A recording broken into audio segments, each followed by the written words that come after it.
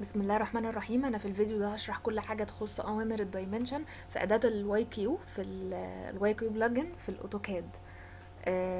قبل ما ابدا بس ان انا اول حاجه اتاكد ان انا لو انا شغاله الوحدات بتاعي متر، اتاكد ان الوحدات متر. بنظبطها منين؟ من الواي كيو. بدخل كده على السيستم سيت اب، بننزل تحت لحد ما نلاقي السيت ديفولت يونت. تمام، بلاقيها مختاره متر، اتاكد ان هي متر، اقوم جايه عامله اوكي.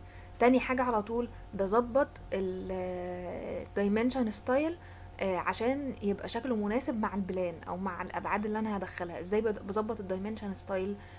اول حاجه انا عندي القايمه دي اللي هي بتاع الدايمنشن اللي هي ظاهره في البرنامج اصلا. هختار اول اختيار كده، هضغط عليه، هلاقي يقول لي السكيل. ده مش السكيل بتاع البلان ككل، لا ده السكيل بتاع الدايمنشن. تمام، فانا مثلا هختار دايما اللي بيبقى عشان الدايمنشن يبقى شكله مناسب. لو انا شغاله بالمتر السكيل المناسب بيبقى 1:1/10. بعمل اوكي. يبقى انا اول حاجه بظبط اليونت، تاني حاجه بظبط الدايمنشن ستايل. تمام، هنمر بقى سريعا على على الوحدات بتاعه الدايمنشن، على اوامر الدايمنشن كلها. عندي حلين، لا اما ارسم لا اما اعمل الدايمنشن بالاختصارات، لا اما اعملها بالقوائم قدامي، او اعملها من قايمه فوق اهي الواي كيو ارش دي. لو انا نزلت تحت كده برضو الاقي الدايمنشن درو. كل قوائم الدايمنشن درو قدامي. يبقى انا لا اما اجيبها من الاختصارات، لا اما اجيبها من قائمه الدايمنشن درو اللي هي من الواي كيو ارش اللي هي فوق دي كده، لا اما اجيبها من القائمه اللي ظاهره قدامي على طول. لو احنا بقى عايزين نرسم، نمر على الاوامر بسرعه كده. اول امر اللي هو الامر ده كده، ده زي الكاد العادي اللي هي بيقيس مسافه ما بين خطين. تمام، طب الامر التاني بيقيس المسافه على المايل، للخط المايل. يعني مثلا اهو، لو انا عايزه ارسم بسرعه برضو اقيس الدايمنشن بسرعه في على المايل، بقوم جايه مختاره الامر كده واضغط انتر. سوري، بعمل الامر واضغط انتر واختار الخط ده، بيقيس الدايمنشن بسرعه. ده زيه زي الكات بالظبط. تاني حاجه اللي هي البيز دايمنشن، ده اللي هو الاداه دي بتقيس، اللي هو بيكمل على الدايمنشن اللي انا كنت قايسه عليه. تمام، بعد كده الامر بتاع نص قطر الدايره. لو انا رسمت اهو اخترته هيختار الار. طب الامر اللي بعده بتاع القطر. تمام، هنا الامر بتاع الزاويه ما بين خطين. تمام، هنا كده الارك. لو انا عايزه رسمه عندي ارك وعايزه اقيس البعد بتاعه، هضغط عليه كده سريعا اهو هلاقيه ظهر. تمام، هنا الارك اللي بعده الارك. لو انا عايزه اقيس الارك ما بين، مش اضغط عليه، يعني ما بين 3 نقط. ادي اول نقطه، بيقول لي حدد النقطه التانية السكند بوينت، وهنا الثيرد بوينت اهو.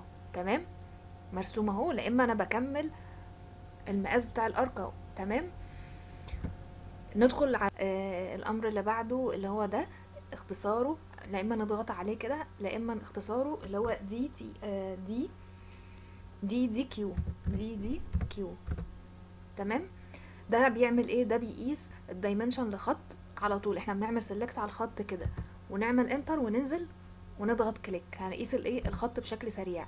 طب الامر اللي بعده ده بيقيس الابعاد الداخليه بكليك واحده.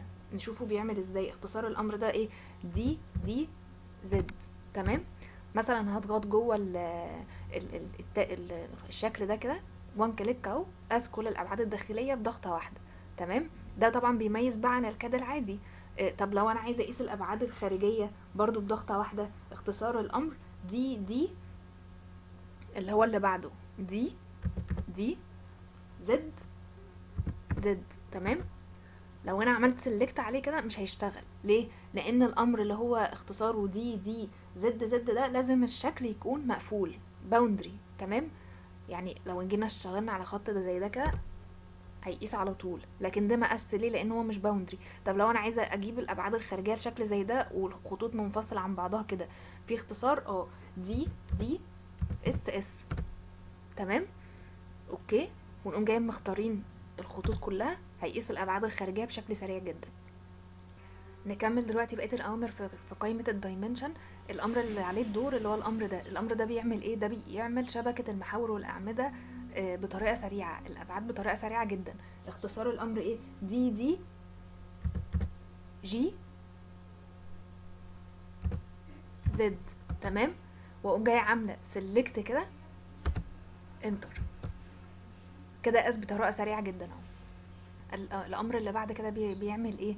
لو انا ضغطت عليه كده، تمام، ده بيقسم يعني انا خدت دايمنشن ده عايزه اقسمه مسافات متساويه. لو انا ضغطت على الدايمنشن اهو، 1 في 10 بيساوي 10، يعني امر مش مهم قوي. الامر اللي بعده ده مهم جدا. بيعمل ايه؟ لو ضغطنا عليه كده، هو اختصاره ايه؟ دي اكس اكس. ده عشان يرسم ايه؟ عشان يرسم الابعاد، عشان الموضوع يوضح اكتر. تمام، عشان الموضوع يوضح اكتر. لو انا ضغطت عليه تاني كده اهو، واخترت من اول الخط لاخره، نلاحظ ايه اللي حصل. انتر. تمام، نلاحظ ايه اللي حصل.